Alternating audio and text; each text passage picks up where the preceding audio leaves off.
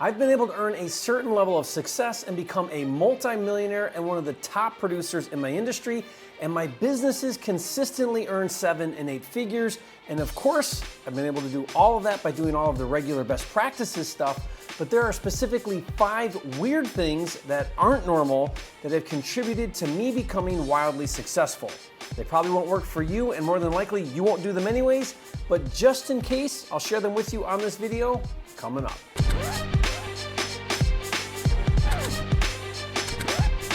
This video is brought to you by Flipster, the nation's #1 real estate software, with tools for finding, funding, and flipping houses. Check it out now at getflipster.com.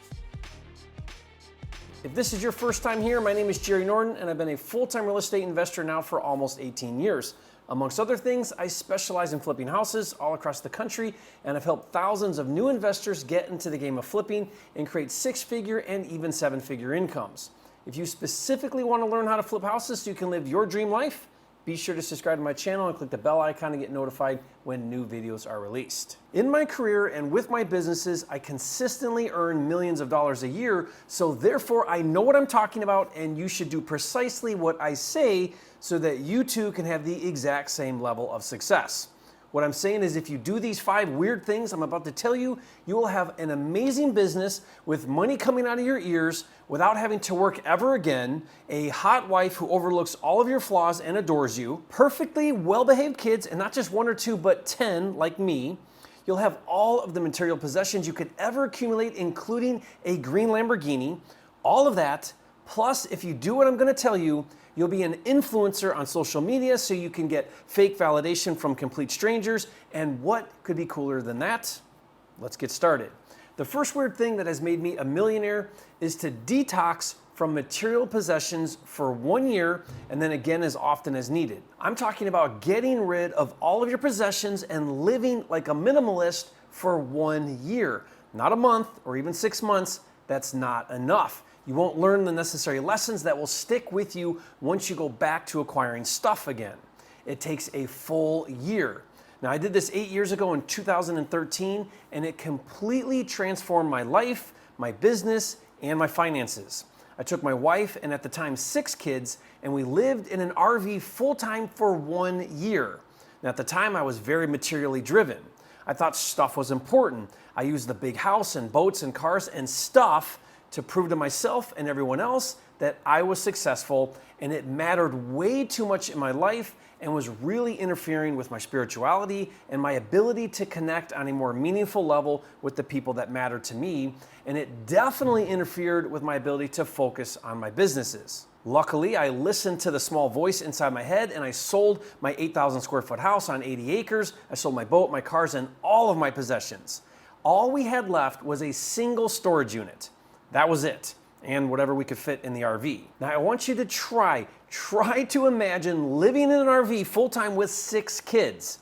There isn't a greater definition of minimalism than that. And guess what happened? That year in the RV was my greatest year in business up until that point, and I hardly worked, maybe 20 hours a week tops, and my businesses exploded. That's when I learned how to flip houses virtually. That's when I came up with my software idea, Flipster. That's when I learned how to get my team to do all of the heavy lifting in my businesses. And most importantly, once I freed up all of the brain space by not having stuff to manage, I had so much clarity and purpose and focus and calmness and peace. I can't tell you how liberating it was to be free of things. And the reason why this minimalism is so powerful is because willpower or decision making is finite. There's only so much of it available in a given day. And so by removing all of the decision making things from your life, you can operate at a much higher efficiency. And the reason why doing this is often extremely beneficial to a lot of entrepreneurs is because entrepreneurs are high achievers, and that usually means they're consumed by stuff and the accumulation of stuff. If you're not, you either have no ambition in life or you're a liar. And so learning how to not allow stuff to occupy your brain space will free you to do much more important things like, I don't know, grow a business. Here's how that year in 2013, when I lived like a gypsy in an RV, has impacted my life 8 years later now that I have stuff again. I strictly follow 2 rules when acquiring material possessions. Rule number 1, if I can't pay cash for it, I don't acquire it. And 2, if I can't hire someone else to manage it and take care of it, I don't acquire it. Here's what this looks like for me. First, I have 2 personal assistants, one for business and one for personal, who take care of everything for me in my life and business, from scheduling appointments to bookkeeping to insurances to paying bills to booking flights to scheduling dentists, everything. Next, for my house in Puerto Rico, I have a full-time cleaning person who comes to my house every single day. Why? I don't want to spend my time cleaning a big house, and I don't want my wife to do that either. She was made for better things too. Do you know how amazing it is to have someone else make my bed every day and have all of my socks perfectly matched in my sock drawer? I never wear socks because I live in Puerto Rico. I wear flip-flops, but if I ever did want to wear socks, I don't have to spend 45 minutes looking for a match. You guys with kids know what I'm talking about. Now, I also have a full-time handyman groundskeeper. This is a really big one for me. I don't own any tools, and I don't want to spend any brain space whatsoever taking care of my house or my yard or my stuff. My handyman works full-time just taking care of my property, my vehicles, my golf carts, the pool, everything, right down to changing a light bulb. Do you know how incredible it is to get in my 15-passenger van and it's detailed and the boogers are wiped off the windows and it's full of gas and looks like a brand new car?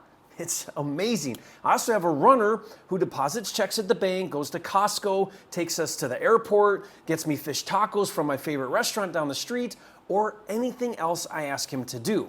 And since I have 10 kids and we homeschool, we also have a full-time live-in nanny because I don't want to change poopy diapers. I have 2 kids still in diapers, and the main reason why I became a millionaire was to not have to change poopy diapers anymore. It's the only time I can think of where wearing a face mask actually makes sense. Now, if you're thinking, well, Jerry, I can't afford someone to fill up my golf carts with gas for me so I don't spill it all over myself and smell like gas all day, then don't buy the damn golf cart. Go without. Not forever, but live like a minimalist for dirt cheap. Remove all of the distractions of stuff in your life. Focus on building a business, and then and only then, once you can buy the golf cart for cash and hire someone else to jumpstart it every day because your kids keep leaving the key in the on position, killing the battery, then go buy a golf cart or an exotic car or whatever material thing you want, but not until you can prevent it from taking up any valuable space in your brain. Okay, the second weird thing that has made me a millionaire is to move at least every 5 years, preferably every 2 to 3 years. And when I say move, I don't mean to the other side of town. Move somewhere where you don't know anyone. Somewhere far away from your family and your friends. More than likely, your friends and family are toxic or at best not pushing you to be your best self, and they won't miss you that much anyways. For me, each time I've up and moved my family somewhere totally unfamiliar, that has created a complete reset in my life because it forces me to relearn everything. As soon as I don't need to use the Maps app on my iPhone to get around, it's time to move again because I know I'm hitting a comfort zone. Moving every few years keeps your life interesting, it forces you to reinvent yourself, it gives you permission to start over and be whoever you want to be because no one will know any different anyways. I started doing this after the full-time RV trip. I had grown up my whole life in Michigan and basically lived in the same general area since I was 8 years old. We went to the in-laws every Sunday for dinner like we were supposed to do, and my life was on a hamster wheel because it was too familiar and hard not to be routine. After that RV trip, we settled out west in Alpine, Utah, which is one of the most beautiful places in the US. After 5 years in Alpine, my wife and I decided to up and move to Mesa, Arizona, and 1 month from initially making the decision to move, we were gone. That's how fast we did it. And because I valued so much the growth that comes from moving, we only lived in Arizona for 2 years before moving again. This time I took it a bit more extreme and we moved to the island of Puerto Rico. I convinced my wife to move to Puerto Rico for a little-known tax incentive called Act 60, which took me from the highest tax bracket paying almost 50% in taxes between state and federal to nearly zero in taxes, saving us millions of dollars a year. My wife didn't want to be irresponsible with the resources God has entrusted us with, so she went along with moving to Puerto Rico, but it was a big fat lie. The real reason we moved to Puerto Rico is because I've always dreamed of living by the ocean, and I hate California, and there are too many old people in Florida on the Gulf side. If you don't believe me, just go to Fort Myers or Naples and you'll see what I mean.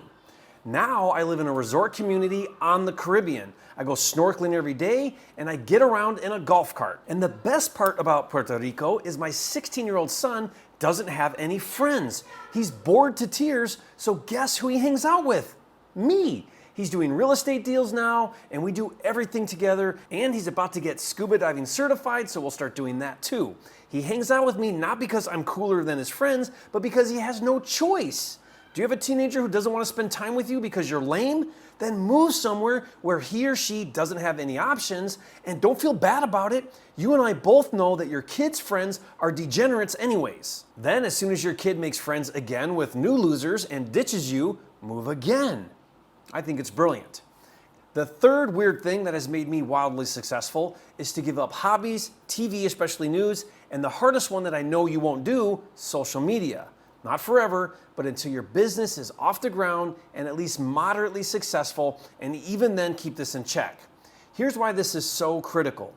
Let's say that you sleep 8 hours a day, which I don't because I have littles that get up early and my teenagers stay up late, so I'm screwed at both ends. But hypothetically, let's say that you get 8 hours of sleep. That means you're left with 16 hours in a day, and let's say 9 of those 16 hours are at your job, and let's say that you have one of those rare jobs where you actually work 9 hours at your job.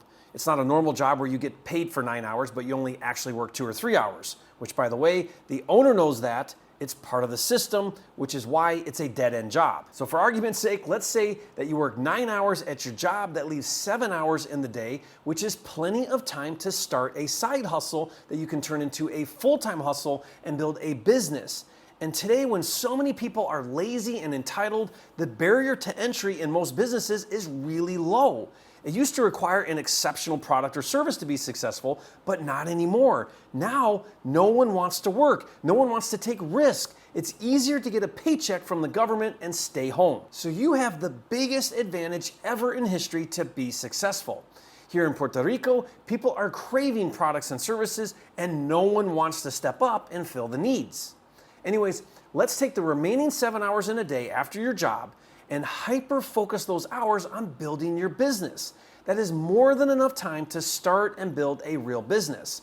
The problem is you're so incredibly distracted. You can't go 5 minutes without checking your phone, so you don't ever get that side hustle going. Before you go to sleep and you're lying in bed, you're scrolling on Facebook. When you take a crap, you check Instagram. When you get home from work, you're so tired from working 3 hours at your 9 to 5 that you convince yourself you deserve a little me time, and you turn on Netflix or you play video games till the middle of the night. Or you hang out with your pretend friends who also aren't going anywhere in life. All of that is a huge distraction and mostly a waste of time anyways that makes you fat and addicted to something. Now, if you do the last weird thing I said and you move somewhere where you don't know anyone, that is the perfect time to do this and hyper-focus on your business. As far as social media, here's what I do. First of all, social media for me is a necessary evil. If I didn't need social media for business, I would not be on one single social media app. Number 2, I only pick a few platforms and that's it. I'm on Facebook and Instagram and of course YouTube, but that's it. I don't do Snapchat or TikTok because my ideal audience isn't on those platforms, and if they are, I don't care because I can't bring myself to lower my IQ to spend time there. I'd rather lose potential business than destroy what remaining brain cells I have left.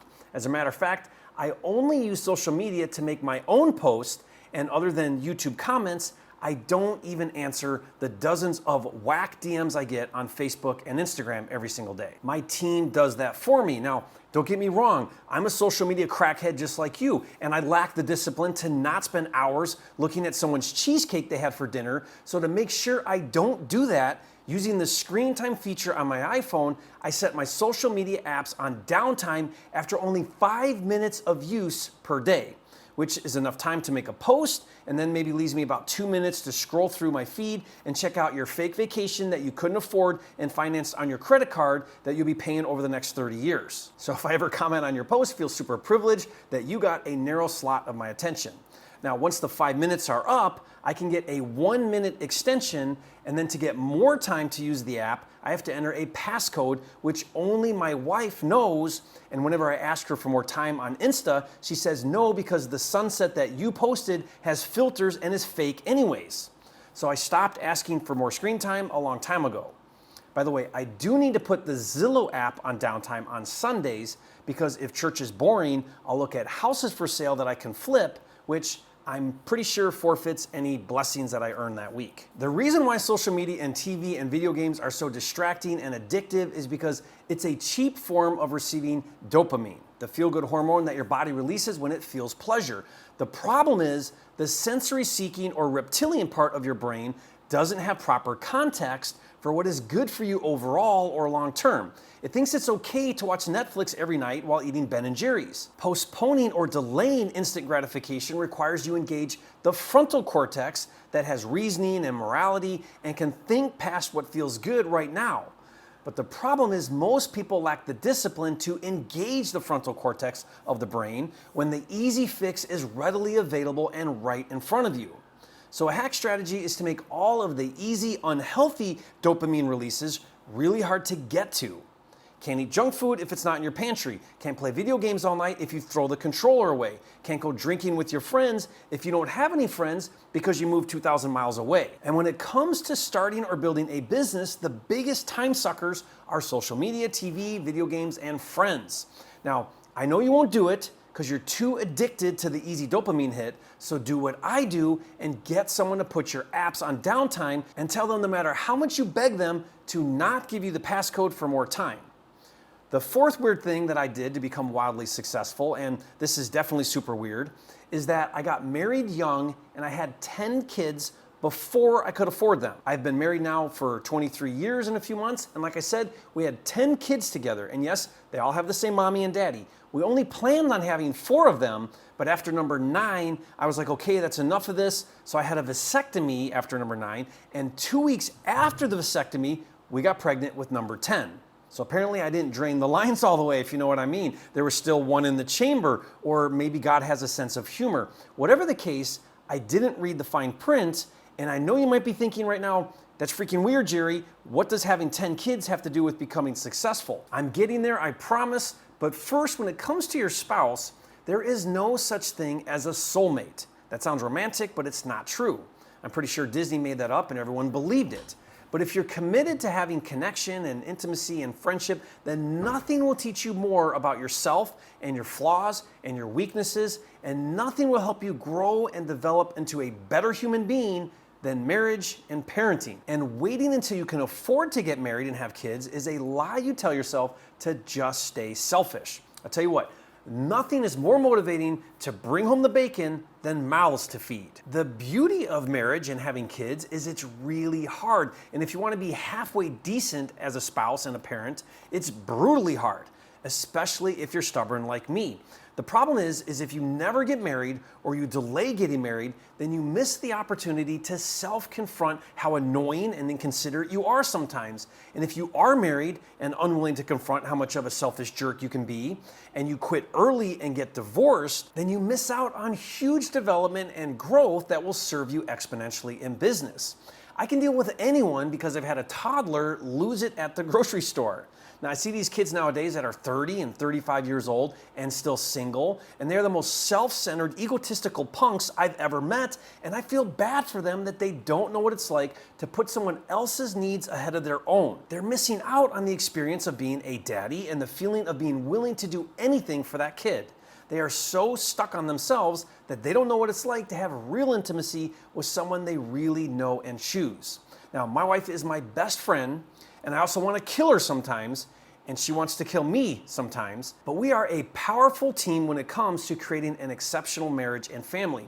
Neither of us are interested in average or mediocre, and that carries over into my businesses and finances.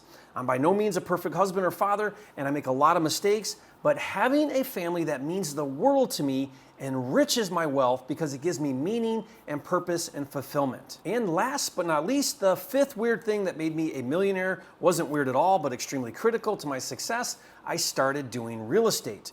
Not the long-term rental model, which is garbage. I'm talking about flipping houses for $5,000, $10,000, $20,000. I just did a deal where I made an $85,000 profit for about an hour of work.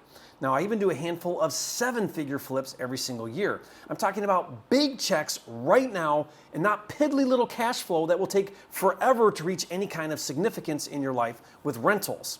And just like the 4 weird things I shared on this video, you probably won't start flipping houses either. It's gonna take a lot of focus and effort, but if you do wanna jumpstart your success, I put together a quick start kit with everything you need to get your first deal in the next 30 days. It will probably take you longer than 30 days, but 30 days is short enough for you to convince yourself to give it a try. And I'll give you my quick start kit for free, which is an $873 value, but you have to go to myquickstartkit.com to get it. You'll need to give me your email and join my 1 million email subscriber list. Then I'll email you the free Quick Start Kit. If you don't see it, don't leave a comment and say, "This is a scam, you lied, I never got the free Quick Start Kit." Don't be an idiot. Check your junk or spam folder in case your email provider put it there. And if you still don't see it, then you screwed up, not me, because it's all automated. And the reason why you have to opt in and give me your email to get the free Quick Start Kit is because once you give me your email, you'll enter my funnel vortex and I'll start sending you emails every day for the rest of your life until you buy one of my programs. Now, if you don't like that, too bad. It's for your own good. You'll thank me someday. But in all seriousness, if you plan on implementing anything I shared on this video, leave a comment and let me know. And since I'm not really on social media much, give me a little dopamine hit, please, and leave a comment and say, "Thanks, Jerry, you are a flipping genius." Finally, I want you to watch a video interview I did on a podcast where I share how I went from dead broke as a construction worker to a self-made millionaire in a 3-year period of time. You might find it really insightful, so watch that now. And if you really want to learn how to become wildly successful flipping houses, and you haven't yet, be sure to subscribe to my channel. Other than this video, there are almost 800 videos on my channel exclusively about how to flip houses, which is why this is the #1 channel on YouTube for all things flipping. And I'll see you on the next video.